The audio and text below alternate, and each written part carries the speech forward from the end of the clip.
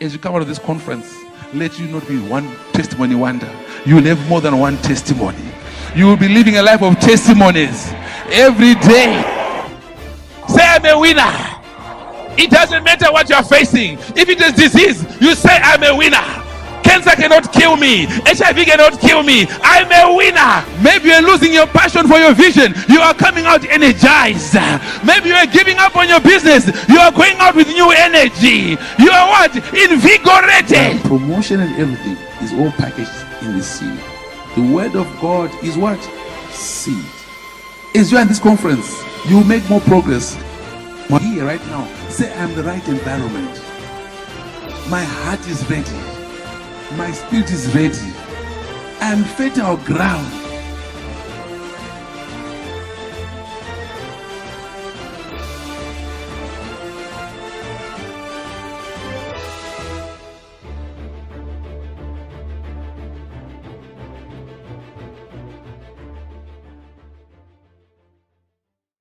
This is Higher Dimensions Conference, and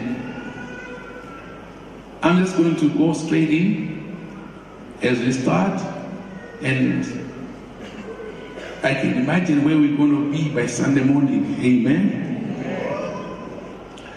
Now, I'm going to give you some few tips. I'm going to give you 3 tips as we go in with the service. 3 things that you need to do. Very important. 3 important principles that you need to follow. By being here, you've already made it. Say, I have made it. I have made it. I've made progress. I've made progress. Now, 3 things that you need to do to get everything you want, so that you get everything that God has prepared for you for this conference.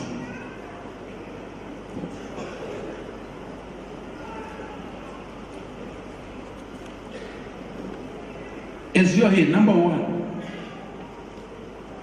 is the principle of faith. Okay? The principle of faith, or the law of faith. You can use whatever you want to use. The good thing is that any principle works. Any principle works. You know, you've heard about the law of gravity. If you jump, whether you like it or not, you are going to come down. True or false? You can jump as high as you can go, but you are coming down. Why? The law of gravity. The principle of gravity. What goes up, comes down. So, number 1, give you the law of faith, principle of faith, very important as we continue this conference. Bring up for us Romans chapter 10, verse 17, King James Bible.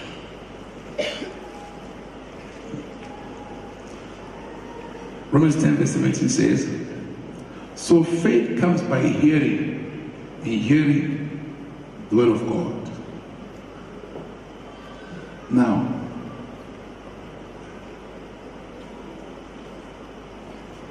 faith comes by hearing, and hearing by the word of God. Romans 10, verse 17. Faith comes by hearing, and hearing the word of God. As you are in this conference, you will be hearing God's word. As you are sitting here, you will be hearing God's word. Say, I'm hearing God's word. I'm hearing God's word. It might be Pastor Andrew speaking, but God is speaking through Pastor Andrew. Amen. So you need to have the realization that this is God talking to us via myself as a pastor, as a servant. All right? So faith comes by hearing, and hearing the word of God. So you must make up your mind to hear the words that God is going to speak. Say, I'm going to hear every word. Every word that God has planned for me, I'm going to hear it. And faith is coming to me. My faith is growing. Now, let's go to Hebrews 11 verse 6. Read your Bible and see what your Bible says.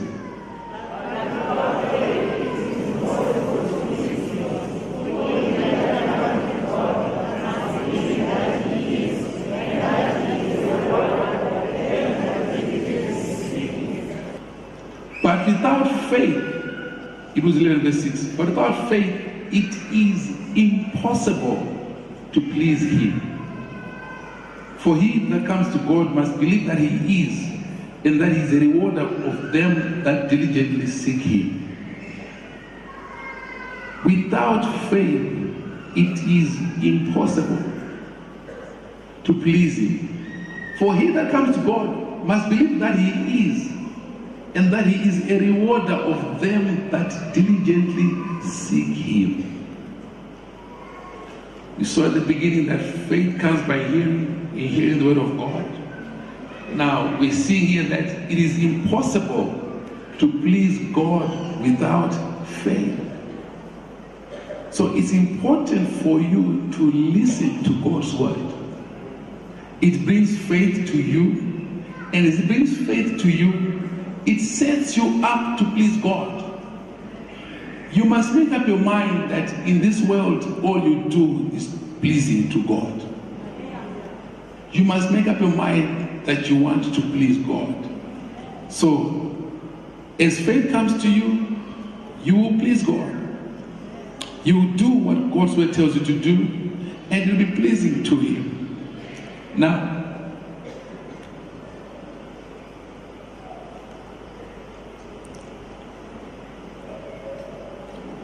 bring up for us Galatians chapter 5, verse 6. Galatians chapter 5, verse 6. King James Bible says in Galatians chapter 5, verse 6. For in Jesus Christ, neither circumcision availeth anything, nor uncircumcision, but faith which works by love. But faith which works by love. Give us the same verse, Galatians 5, verse 6 in the Amplified Bible.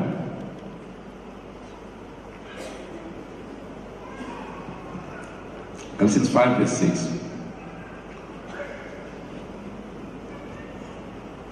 For if we are in Christ Jesus, neither circumcision nor uncircumcision counts for anything, but only faith activated and energized and expressed and working through love.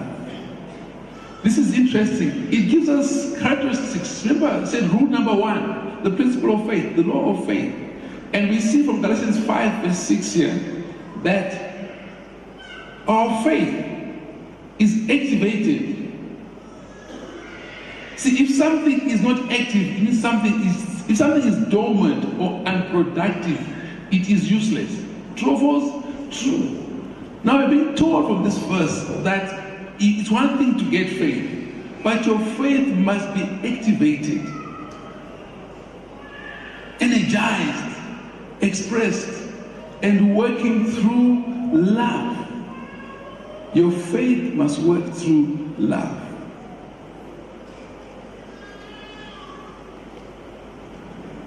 So as we are here, as faith comes to you as you hear God's word, make up your mind that as you receive God's word, you are driven by love to do God's word. So there are people who are driven, who do God's word. They do what the Bible says, but they are not doing it out of a motive of love. You know, in church, somebody can come to church with sinister motives. Some folks, I know these days we have some young men or even old men who are single. They'll come to church with one thing in mind: to locate a sister who has a car, who has a house, has got a nice job, has got a nice income, who is single, so that they can be led of the Spirit to her. And then even in a conference like this one, the brother will put up his hands. Hallelujah! Hallelujah! Let's pray in tongues. Strong tongues. He's praying. praying, he's praying. He looks and says, where is the sister? Oh, she's just changed positions. She's over there. He goes over there, closer to her. He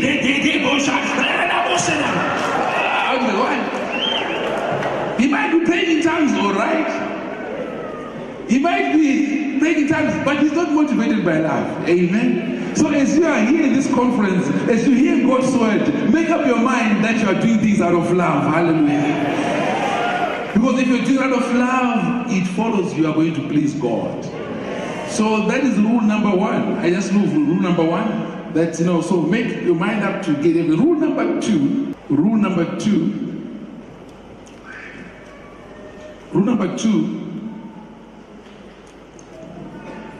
is what we call the principle of contact.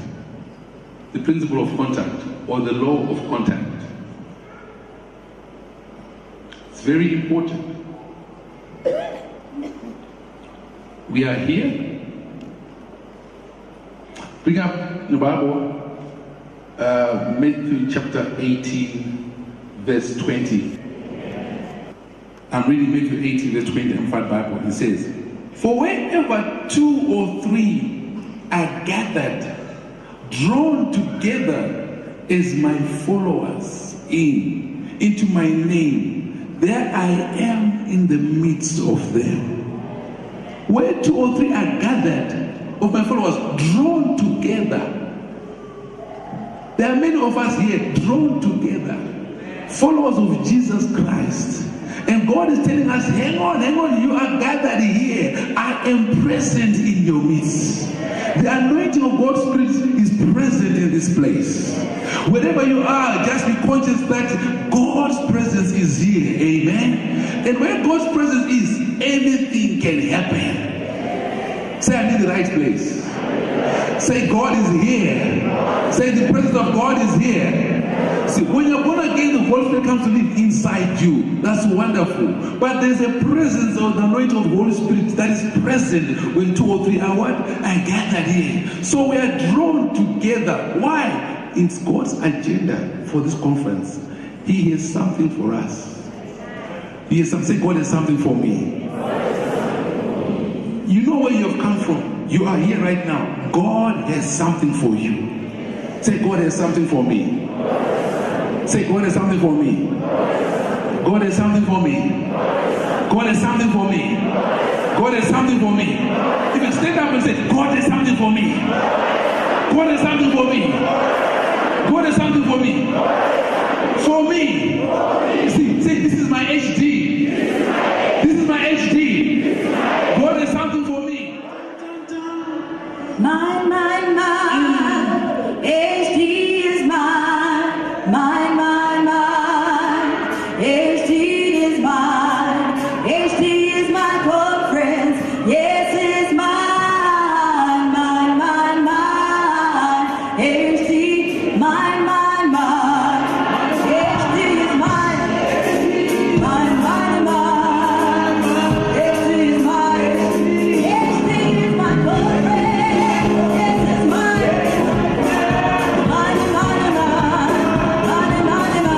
Now wait. If you say, why are you lying in the presence of God? Are you still there? If it's really yours, is it yours? Is it yours? Does God have something for you? Does He have something for you?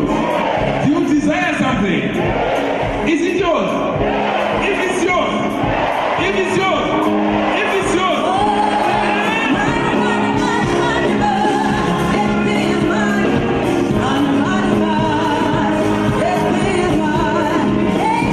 My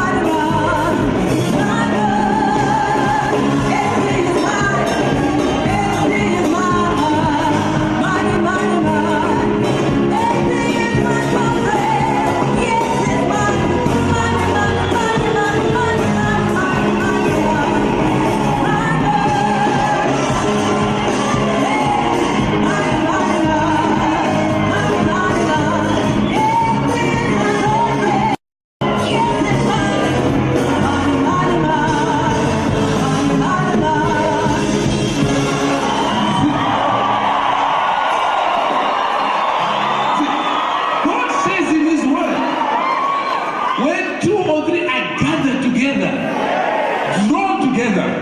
See, if you are drawn together, it means there's something inside you. You know, maybe you wanted to go the other direction, but something brought you here. Are you together? Maybe you're thinking of going to Cape Town for the weekend, but something said, no, go to Johannesburg. Maybe you're thinking of going home to sleep and say, I'm tired, I'm not feeling well, but God had a plan for you and has drawn you here. Hallelujah. You are drawn here. We are gathered together. And he says, I'm present. To do what? Sit down. Let's find out. God is up to something. Say, God is up to something. You see, the principle of contact, the law of contact. You contact God through your spirit. You contact God through your spirit. If you contact God with your spirit in this place, you will never be the same again. You see what God, God is giving some words. So you see, just now you see. Look at this. Let me show you some examples of contact with your spirit. Take me to the Amplified Bible, Luke chapter 8, verse 40. Luke chapter 8, verse 40. Luke chapter 8, verse 40.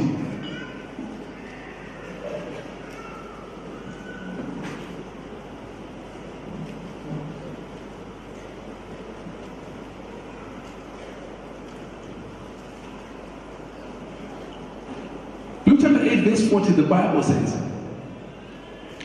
now when Jesus came back to Galilee, the crowd received and welcomed him gladly, for they were all waiting and looking for him.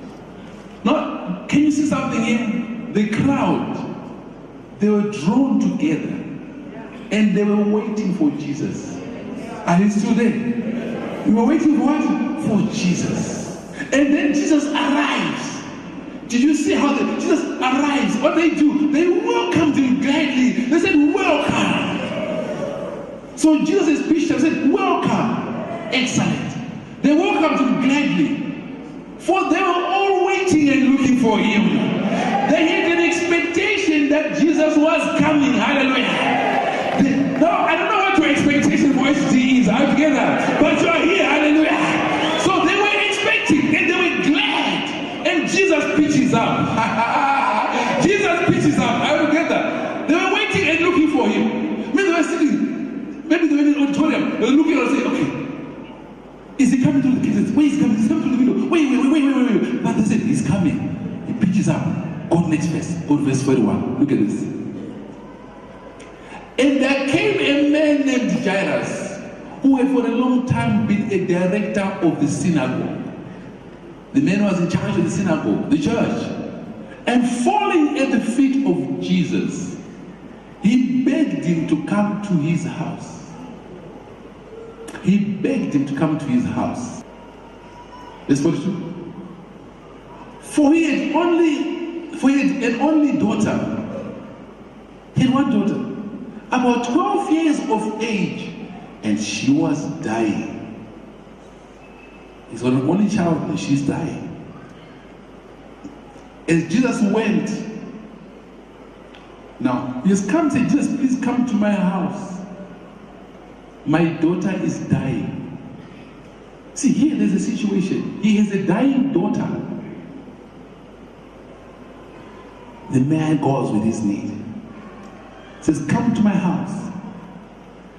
As Jesus went, the people pressed together around him, almost suffocating him. Can you see what's happening? Jesus is going. What are they doing? They are pressing. If they are, the Bible says they're almost suffocating him. Were they in contact with Jesus? Yes. So they are rubbing against him.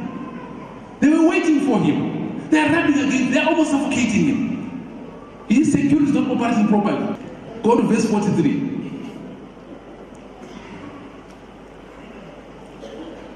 And a woman who had suffered from a flow of blood for 12 years and had spent all her living upon physicians, those doctors, and could not be healed by anyone. Next verse 44. Came up behind him and touched the fringe of his garment, and immediately her flow of blood ceased. Can I ask you a question? How many many people were waiting for Jesus. Many people were waiting for Jesus. Did Jesus pitch up? Yes. Did they see him? Yes. Jairus goes up and says, oh, Jesus, come to my house. My daughter is dying. He's able to connect to Jesus, and Jesus agrees to go. All right? And people are pressing against Jesus. I ask you, did the people pressing against Jesus have needs? Yes. Did they have needs? Yes. And who was the answer? Jesus. Was the solution in their midst? Yes. So they have the answer in their midst. Yes. Are they in contact with the answer? Yes. How close are they? They are almost suffocating him. But many are touching him, and guess what? Nothing is happening. Let it not be your portion. As you hear God's word in this conference, make up your mind that as faith comes to you, you are going to contact Jesus. You are going to connect. You are not going to like the others who were pushing. They are in touch with Jesus. They are almost suffocating him. They are putting pressure. What's the difference? They are touching Jesus with their physicality, not with their spirits. Jairus, the director of the synagogue, was moved for love for his daughter. He wanted his daughter to live. And because of his love, he was able to touch Jesus before Jesus ministered to any of the people waiting for him. They were waiting for him. They knew he was coming. He came, but he didn't minister to them. He was moved by the Father, who had loved to see his daughter not die. So nothing is happening. She touches. Where does she touch? The hem, the fringe. I like the King James says the hem so of the garment. She touches the hem of the garment. Why? Because people are suffocating Jesus altogether. So she is there. She is watching. She is sick. She has had an issue of blood for 12 years. She has heard Jesus is coming. So faith has come to her that this Jesus will change my situation. As you hear the testimonies of what has happened to other people before, receive them all together. Let them change you as well. Let them program you to make sure you contact Jesus. See, everything for this service, for tomorrow's service, for everything, whether it's a drama, whatever it is, it has been orchestrated by the Holy Spirit to make sure you're able to contact Jesus by your spirit. Let it not be a portion that you are here and you come out the same. Say, my life is changing. My situation is changing. Jairus was interested in his daughter's situation changing and was able to move Jesus to go to his house. All right? Now look at this here. So she's watching. They are almost suffocating. But she sees the hem of his garment, the fringe of his garment. She picks a spot and she says, I'm going to touch there. Notice she did not touch Jesus' body. She touched what? The clothing. She touched what? The clothing. Next verse. And Jesus said, who is it who touched me?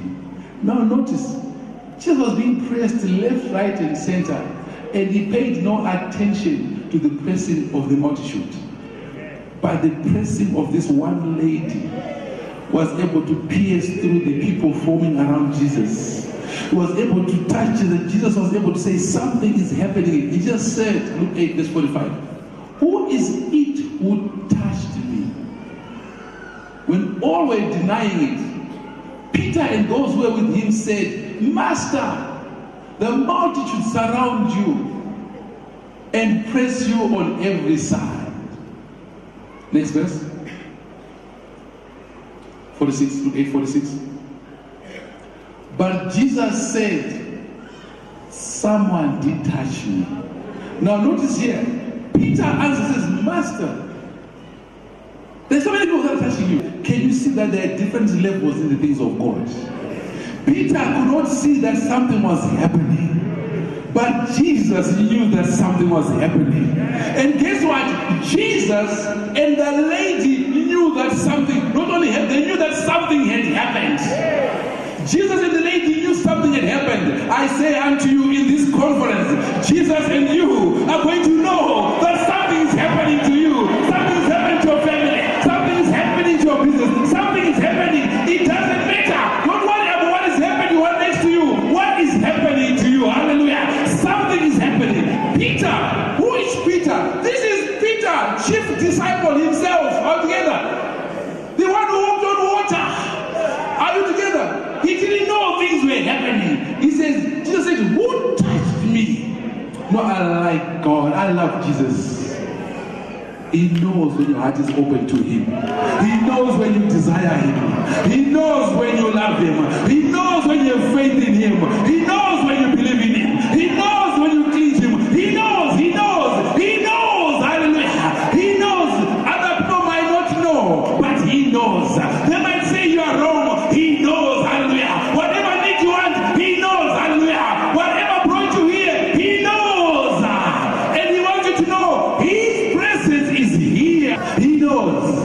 He knows. He knows. Maybe you want to get a job. He knows. Maybe you want to get healed. He knows. Maybe you want to get married. He knows. Maybe. He knows. He knows. He knows.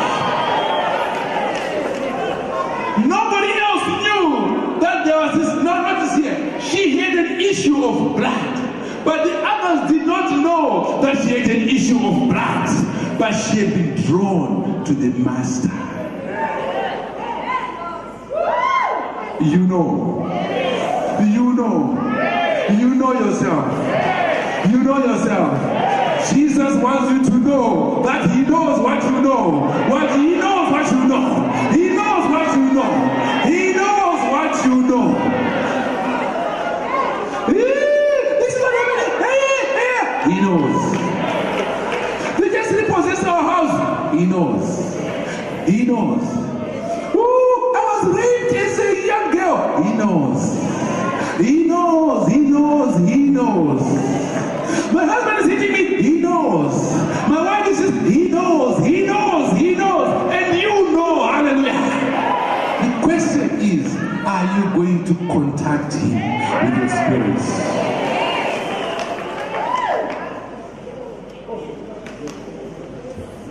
Bring it up. Somebody knows. Jesus knows. You just put it up. You see, just now, I'm going to share with you from God's word what he has planned for the direction for this conference. Amen. Look at this. But Jesus said, Luke 8 verse 46, someone did touch me. There was no doubt. For I perceive that healing power has gone forth from me. Now notice here, she had an issue of blood for 12 years. So she touched him. Jesus says, healing power has gone out of me. This is interesting. The direction of the Holy Spirit, you know which way the Holy Spirit is taking us. As you come out of this conference, you know which direction God wants you to take. In every area of your life, you are going to know, you are going to remember this conference as the one that set you on course. You are going to remember this conference as the one that made a huge difference. You'll be sitting 5 years, 10 years from now and saying, I was in HD 2014. Now, look at this. Go to verse 47. Go to verse 47. He said he knows. And when the woman saw that she had not escaped notice, see, when your spirit connects to Jesus, he will not escape his notice. Others might not notice you. You might be at the back of the auditorium. He knows. He will notice you. He will notice you. It's not about where you are sitting, it's about where is your heart, where is your faith, where is your love, where is your motivation. He knows. And when the woman saw that she had not escaped notice, she came up trembling. I like what she did. She wanted a secret healing. Like some who don't want to testify, they want things in secret. But the master says you overcome by the blood of the Lamb and the testimony of your mouth. She had to speak. So what she wanted in secret, God was going to show it to him open. Amen. Now look at this here. She came up trembling, falling down before him. She declared in the presence of all the people for what reason she had touched him and how she had been instantly cured. As you come out of this conference, as you come out of this service tonight, you must make sure you testify. You must make sure you share what God has been saying to you, because He is speaking to you. You know, as you're at this meeting right now, if you are sick, expect to be healed. You can touch Jesus from where you are and get your healing even without me speaking out. Say, I am ready. She had to testify. But not to say, she came to Jesus trembling. She explained why she touched him and how she had been instantly cured in the presence of all the people. Say, don't testify in secret. Some of them testify in their heart. How are you, brother? Excellent. You're looking well now. Oh, yes. You are healthy now. How did it happen? God is faithful. Where? Say it happened in HD 2040. Now, look at this. Oh, my business is making money now. How is it making money? In this conference, in these meetings, the Holy Spirit will be releasing special impartations of the Holy Spirit. You find yourself, maybe you're not in business before, you're going to find yourself coming out of here and going into business. You're going to find yourself, just watch. And he said to her, notice here, after she spoke, after she what? Testified. Jesus speaks to her and says, and he said to her, daughter, your faith, your what? Your faith. Your what? Your faith. How does faith come? Hearing. What? The word of God. Without faith, it's impossible to please what? God. Let me give you an example. Pastor Ngoni, come here. Let me show you this. Abraham's level for Pastor Ngoni or Pastor from the Elvis. Pastor Betty, come here. Our pastor from Middleburg. I am Jesus for now. Is that all right?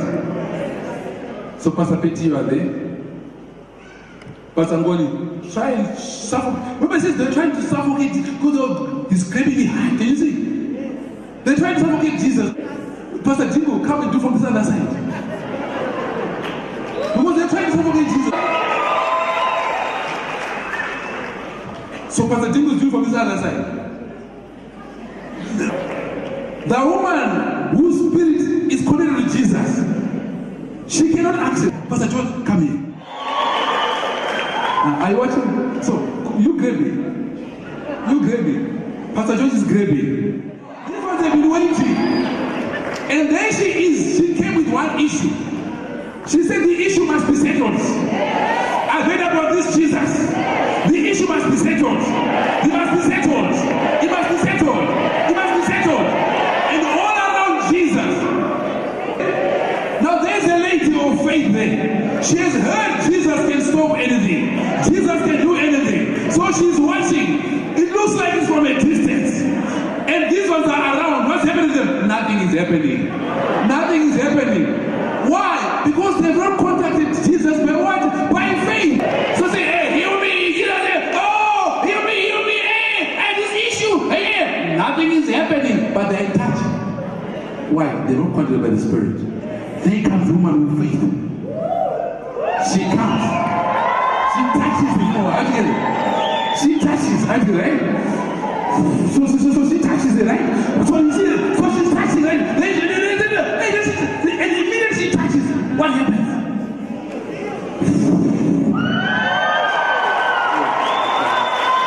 Okay, these are spiritual Okay. So you can see they are not good actors. You can see that their spirits are open. Hallelujah.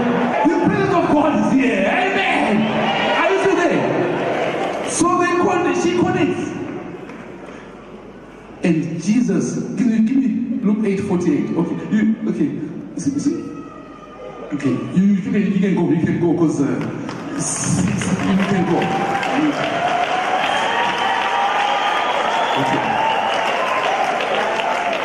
Now, and he said to her, daughter, your faith. So as you are hearing here tonight, beginning, right as you're hearing, faith is coming. Your spirit is energized. Your faith, your confidence, and trust in me has made you well. Has made you what? Well. Notice, he didn't say, I've made you well. He said, your faith in me has made you well. She believed in Jesus. She heard the word. She believed in Jesus. She entrusted him. She said, my situation is changing. This issue here, what everyone else has failed, what doctors have failed, whatever else failed, in the name of Jesus, it is changing. You know, God told us come here that there will be serious change in everyone who connects to him right now. Now, we're not there yet. Watch. And trust me, has made you well.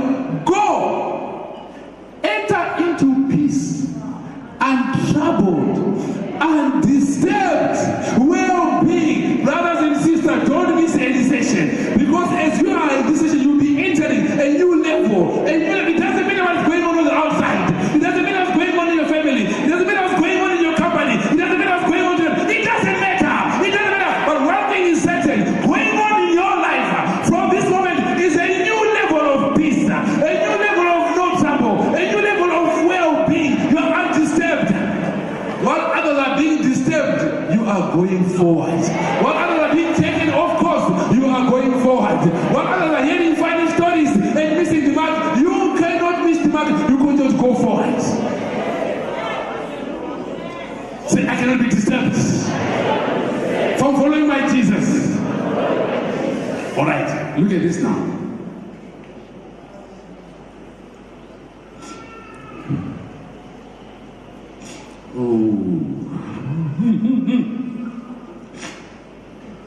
Matthew chapter 9, verse 20. Just keep it out. Matthew chapter 9, verse 20.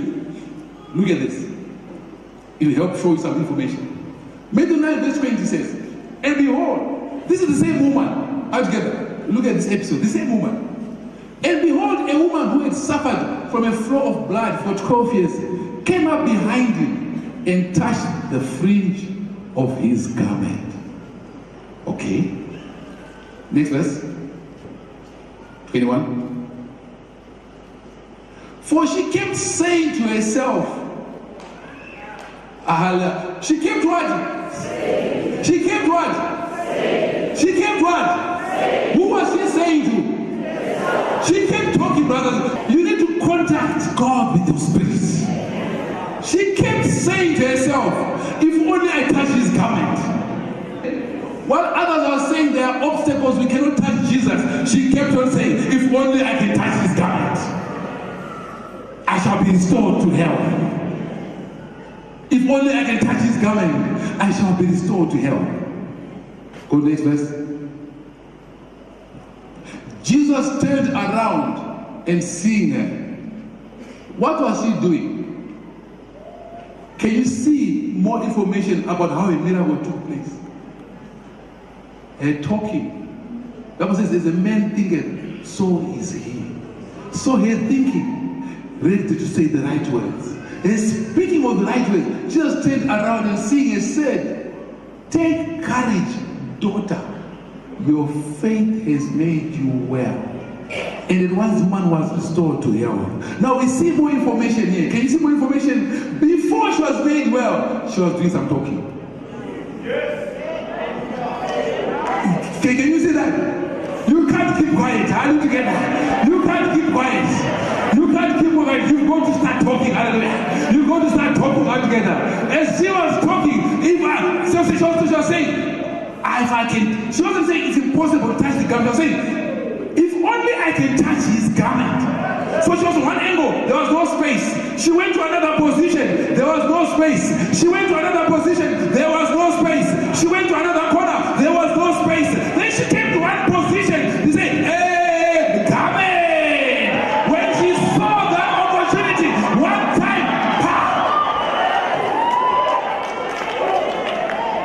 Now, remember, there was Peter and the other disciples. They don't know there's a communication taking place in the spirit between Jesus and the woman. There is a sound code going on between Jesus and the woman. Wow, wow, wow, wow, wow, wow. I'm letting you know, as you raise your spirits, there's a sound code from you to Jesus. The two of you know, and he guarantees. There is no obstacle big enough to take you off course. You are left with 2 months to live. You have cancer. You've got HIV. It's incurable. You keep talking to yourself. My body is the temple of the Lord. Cancer cannot stay in this body. My body is the temple of the Lord. HIV cannot stay in this body. Maybe you've had no promotion for 10 years, 15 years. No. I'm a child of God. Promotion is mine. Promotion is mine. Maybe you're in a church and the church has not been growing. No. My church is growing. My church is growing. Why? There was a communication. Before the miracle took place, Jesus and the woman with your blood had already connected.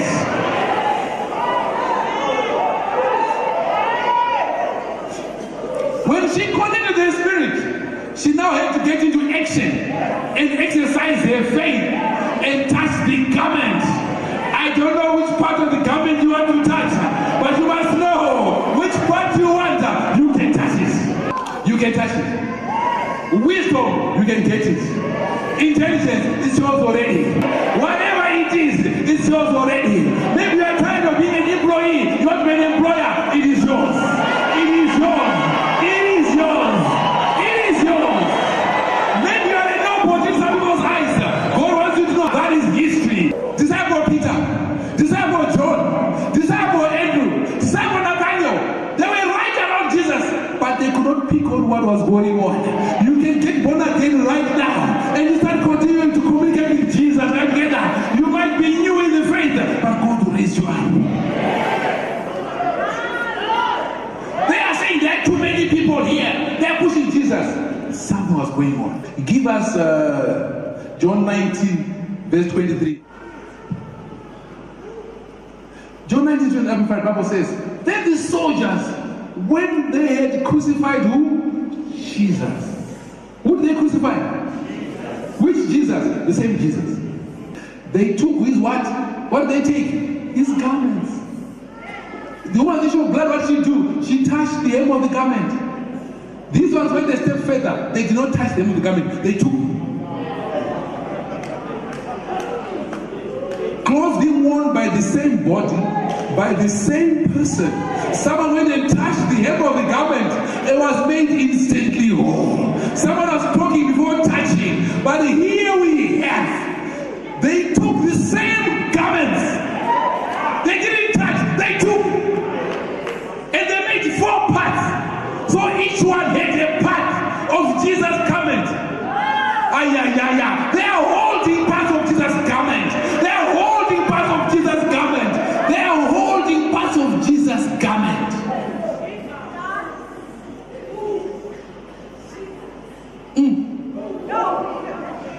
They are holding. She touched the hem of the garment. And also the tunic, the long shirt-like undergarment.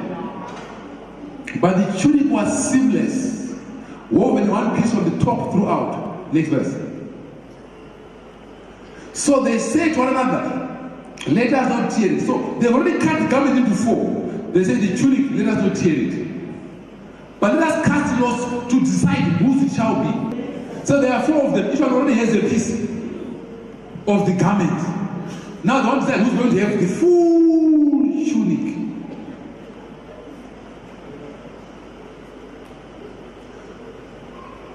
This was to fulfill the scripture. They parted my garments among them, and my clothing they cast lots. So the soldiers did these things. They did those things. What happened? That piece of garment, that's the tunic, were of none effect. The hem was effective, but those who were carrying the garments could not benefit. You've made it this far. Make sure you connect to the God in the Spirit. Make sure you connect. Just bring up Romans chapter 5, verse 17. Romans 5, verse 17. The principle of receiving. The principle of what? Receiving. We've seen faith. We've seen contact. Now receiving. Okay. For if because of one man's trespass, lapse, offense, death reigned through that one, much more sure will those who receive God's overflowing grace, unmerited favor, and the free gift of righteousness, putting them to right standing with himself, reign as kings in life through the one man Jesus Christ, the Messiah, the anointed one. What I want to bring is the principle of receiving. The Greek word translated receive, Romans 5, verse 17, is lambano. Lambano, L-A-M-B-A-N-O. Say lambano. Can you receive what God has done for you? Lambano. Say lambano. Lambano means take a hold of it. Say take a hold of it. Lambano means catch it. Lambano means what? Take it. Right? But if your spirit can say, hang on, this is my HD, you are taking everything. If you can say, no, one of the blood says, I am taking my healing. It doesn't matter what happens, I am going to take my healing. Say lambano. You must not receive. When I got married to my lovely wife, Pastor B, when I got married, they said, who gives away the bride? Daddy gave away the bride. Are you together, right? I received it. Now, I did not take her home and say, sit there, my sweetie. I took a hold of her. And she's mine. She's my wife. Whether I donate is too late. She signed, I signed. We are now one before God. It is a done deal. She's mine. I took her home. I said, you are going with me. Hallelujah. Where can you go? My. Sugar bee is mine. Sugar bee is mine. Even some jealous ones were in the congregation. I didn't care about them because I had taken it. Too late, Baba. Too late. Well, I took a hold of it.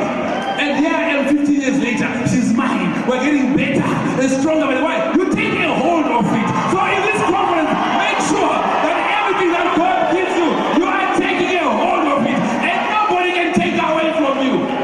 Say lambano. You don't take your wife and put her on the kitchen, make her sit on the kitchen like this. No. She's your wife. Hallelujah. Lambano. I got a hold of her. Took her out together. She's in my spirit. I'm in her spirit. We are one. One.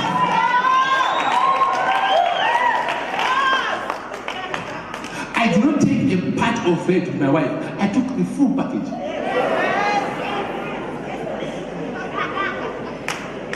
So in this conference, make up your mind. You are going to lambano everything God has for you. You are going to take the full package.